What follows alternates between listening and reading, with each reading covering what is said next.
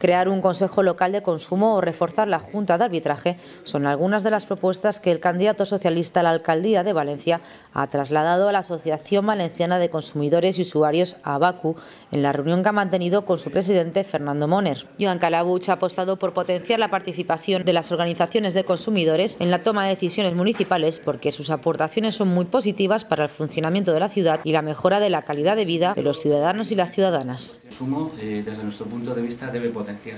y quien primero tiene que dar ejemplo es el propio Ayuntamiento de Valencia, haciendo que definitivamente todas sus empresas se unan a este sistema que es mucho mejor para los consumidores, que ahorra tiempo y que desde luego agiliza los procedimientos. El Consejo Local de Consumo es una cuestión fundamental que debe también plantearse en esta ciudad como la hay en otras ciudades. En este sentido yo creo que es fundamental porque las organizaciones de consumidores deben ser escuchadas en todos los ámbitos de decisión municipal y en este sentido nos parece importante que cuando haya